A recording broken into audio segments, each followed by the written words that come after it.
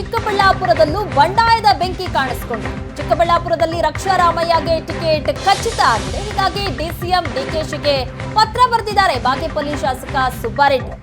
ಮೊಹಿಲಿ ಶಿವಶಂಕರ ರೆಡ್ಡಿ ಇಬ್ಬರ ಹೆಸರನ್ನ ನಾವು ಶಿಫಾರಸು ಮಾಡಿದ್ವಿ. ಯಾರೊಬ್ಬರೂ ಕೂಡ ಎಂಆರ್ ಸೀತಾರಾಮ್ ಪುತ್ರನ ಹೆಸರನ್ನ ಸೂಚಿಸಿಲ್ಲ.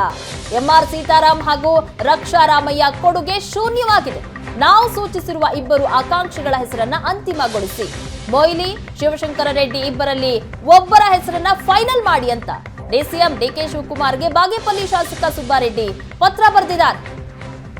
ನಾವು ಸೂಚಿಸಿರುವಂತಹ ಇಬ್ಬರು ಆಕಾಂಕ್ಷಿಗಳ ಹೆಸರನ್ನ ಅಂತಿಮಗೊಳಿಸಿ. ಎಂಆರ್ ಸೀತಾರಾಮ್ ಹಾಗೆ ರಕ್ಷಾ ರಾಮಯ್ಯ ಯಾವುದೇ ರೀತಿಯಾದಂತಹ ಕೊಡುಗೆ ನೀಡಿಲ್ಲ, ಅವರ ಕೊಡುಗೆ ಶೂನ್ಯ. ಹಾಗಾಗಿ ನಾವು ಸೂಚಿಸಿರುವಂತಹ ಆಕಾಂಕ್ಷಿಗಳಿಗೆ ನೀವು ಟಿಕೆಟ್ ಅನ್ನ ಕೊಡಬೇಕು ಅಂತ ಪತ್ರ ಬರೆದಿದ್ದಾರೆ.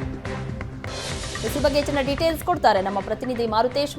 ಈಗ ಕೋಲಾರದ ಜೊತೆಗೆ ಚಿಕ್ಕಬಳ್ಳಾಪುರ ಸಹ ಕಾಂಗ್ರೆಸ್ಗೆ ದೊಡ್ಡ ತಲೆನೋವಾಗುತ್ತೆ ಅಂತ ಕಾಣಿಸುತ್ತೆ. ಯಾಕಂದ್ರೆ ಬಾಗೇಪಲ್ಲಿ ಶಾಸಕ ಸುಬ್ಬಾರೆಡ್ಡಿ ಪತ್ರ ಬರೆದಿದ್ದಾರೆ ಡಿಸಿಎಂ ಡಿಕೆ ಶಿವಕುಮಾರ್ ಅವರಿಗೆ, ರಕ್ಷಾ ರಾಮಯ್ಯ ಅವರಿಗೆ ಯಾವುದೇ ಕಾರಣಕ್ಕೂ ಟಿಕೆಟ್ ಕೊಡಬಾರದು ಅಂತ. ಏನ್ ನಡೀತಾ ಇದೆ ಅಲ್ಲಿ?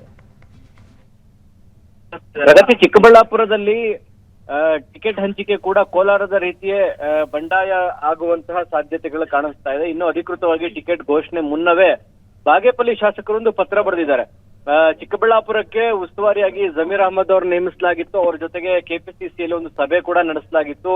ಆ ಸಭೆಯಲ್ಲಿ ಇಬ್ಬರ ಹೆಸರನ್ನ ನಾವು ಶಿಫಾರಸು ಮಾಡಿದ್ವಿ. ಅಂದ್ರೆ ಯಾರು MLA ಗಳಿದ್ದಾರೆ, ಯಾರು ಸೋತಿರೋ ಕ್ಯಾಂಡಿಡೇಟ್ ಇದ್ದಾರೆ, ಜಿಲ್ಲಾ ಕಾಂಗ್ರೆಸ್ನ ಮುಖಂಡರೇನಿದ್ದಾರೆ, ಎಲ್ಲರೂ ಕೂಡ ಶಿಫಾರಸು ಮಾಡಿರುವಂತದ್ದು ಇಬ್ಬರ ಹೆಸರು. ಅದರಲ್ಲಿ ಮಾಜಿ ಮುಖ್ಯಮಂತ್ರಿ ವೀರಪ್ಪ ಮೊಯ್ಲಿ ಅವರು, ಜೊತೆಗೆ ಮಾಜಿ ಸಚಿವರಾಗಿರುವಂತಹ ಶಿವಶಂಕರ ರೆಡ್ಡಿ ಅವರು.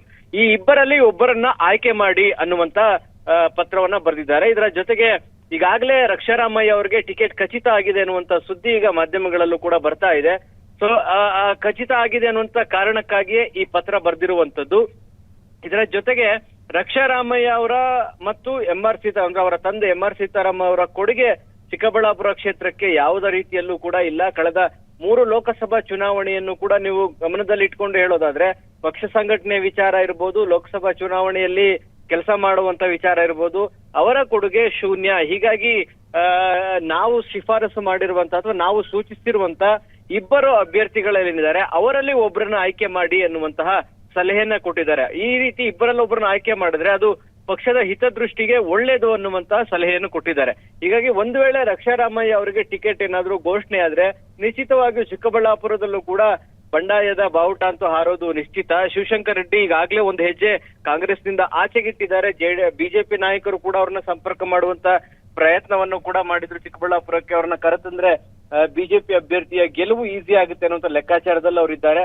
ಒಂದು ಕಡೆ ರಕ್ಷಾ ರಾಮಯ್ಯ ಯಂಗ್ಸ್ಟರ್ ಹೊಸ ಫೇಸ್ ಅವಕಾಶ ಮಾಡ್ಕೊಡ್ಬೇಕು ಅನ್ನೋದು. ಯಾಕಂದ್ರೆ ಕಳೆದ ಬಾರಿ ಕೂಡ ವೀರಪ್ಪ ಮೊಯ್ಲಿ ರಕ್ಷಾ ರಾಮಯ್ಯ ಅವ್ರ ನಡುವೆ ಟಿಕೆಟ್ಗಾಗಿ ದೊಡ್ಡ ಪೈಪೋಟಿ ನಡೆದು ವೀರಪ್ಪ ಮೊಯ್ಲಿ ಅವರು ಇಲ್ಲ ನಂದಿದು ಕೊನೆ ಚುನಾವಣೆ ಅನ್ನುವಂತ ಸಂದರ್ಭ ಬಂದಾಗ ಅನಿವಾರ್ಯವಾಗಿ ಬಿಟ್ಟುಕೊಡುವಂತ ಪರಿಸ್ಥಿತಿ ರಕ್ಷಾ ರಾಮಯ್ಯ ಅವರಿಗೆ ಬಂದೊದಗಿತ್ತು. ಈಗ ರಕ್ಷಾ ರಾಮಯ್ಯ ಪರವಾಗಿ ಮುಖ್ಯಮಂತ್ರಿಗಳು ನಿಂತ್ಕೊಂಡಿದ್ದಾರೆ.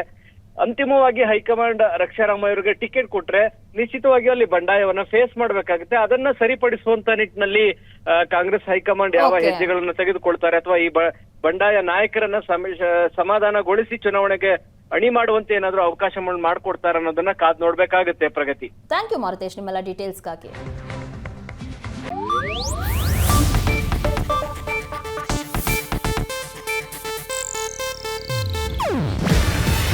ಇದು ಏಷ್ಯಾನೆಟ್ ನ್ಯೂಸ್ ನೆಟ್ವರ್ಕ್ ಪ್ರಸ್ತುತಿ.